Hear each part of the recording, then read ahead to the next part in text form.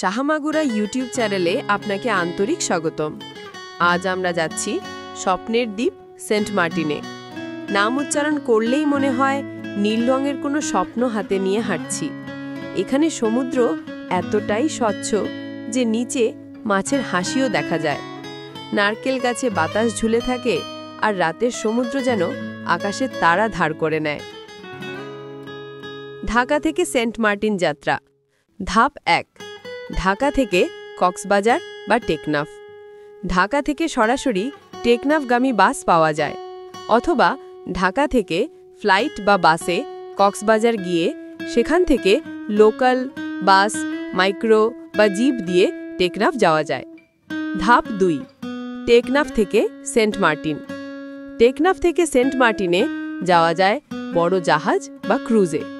শীতকালে সমুদ্র শান্ত থাকে, তাই নভেম্বর থেকে মার্চ ভ্রমণের জন্য সেরা সময়।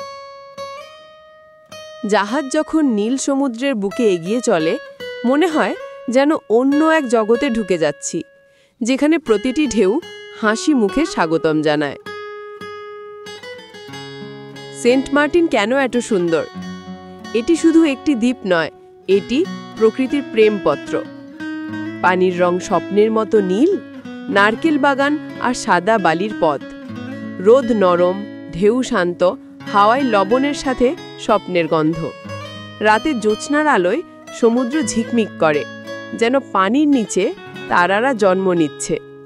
এমন নির্জন, কোমল আর শান্ত একটি জায়গা সত্যিই বাংলাদেশে আর নেই। সেন্ট মার্টিন কেমন? সেন্ট মার্টিন যেন গোলাপের মতো সুন্দর, আর কাঁটার চিন্তা নেই। শান্ত, সবুজ আর সজীব। সাইকেলে পুরো দ্বীপ ঘোরা যায়। রাস্তার পাশে নারকেল পানি, তাজা মাছের বারবিকিউ আর হাসি মুখ মানুষ। সূর্যোদয় কবিতার মতো, আর সানসেট আগুনের রঙে আঁকা ছবি।